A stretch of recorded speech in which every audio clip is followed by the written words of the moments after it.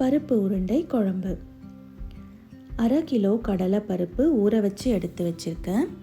2 teaspoon சோம்பு, 2 துண்டு இஞ்சி, 5 பச்சை மிளகாய், பருப்புக்கு தேவையான அளவுக்கு உப்பு. இது எல்லாமே ஒரு மிக்ஸி ஜாரில் சேர்த்து ஊற வச்சிருக்கிற பருப்புலேருந்து கொஞ்சமாக சேர்த்து இதை மைய அரைச்சி எடுத்துக்கோங்க.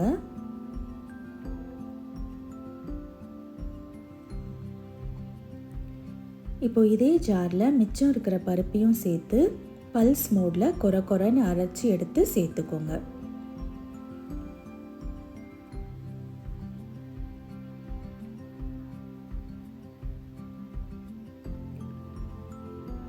மூணு மீடியம் சைஸ் வெங்காயம் பொடியாக நறுக்கி சேர்த்துக்கோங்க. கொத்தமல்லி சேர்த்து இதை நல்லா கலந்து விட்டுட்டு சின்ன சின்ன உருண்டையாக பிடிச்சி ரெடி பண்ணி எடுத்து வச்சுக்கோங்க. இப்போ ஸ்டவ் ஆன் பண்ணி ஒரு அகலமான பாத்திரம் வச்சு கொஞ்சமாக எண்ணெய் சேர்த்து எண்ணெய் சூடாகட்டும்னு கடுகு, சீரகம், கொஞ்சமாக வெந்தயம் சேர்த்து கடுகு பொரியட்டும்னு 3 மீடியம் சைஸ் வெங்காயம் சேர்த்து 10 பல்லு பூண்டு இடித்து சேர்த்துருக்கேன். கருவேப்பிலை சேர்த்து ஒரு 3 நிமிஷம் இதை நல்லா வதக்கி விடுங்க.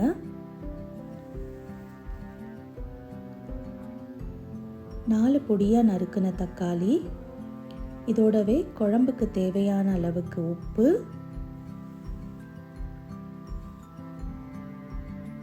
மஞ்சள் தூள் சேர்த்து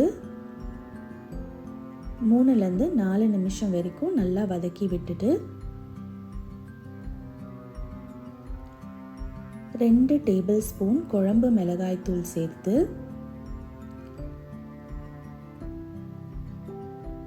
குழம்புக்கு தேவையான அளவுக்கு தண்ணி சேர்த்துக்கோங்க. இப்போ இதை ஒரு மூடி போட்டு 3லேருந்து 4 நிமிஷம் வரைக்கும் நல்லா கொதிக்க விடுங்க. இப்போ இது நல்லா கொதிச்சதுக்கு அப்புறமா 1/2 டேபிள் ஸ்பூன் புளி பேஸ்ட் சேர்க்குறேன். இது இல்லாதவங்க ஒரு லெமன் சைஸ் புளியை கரைச்சி அதோட தண்ணி சேர்த்துக்கோங்க.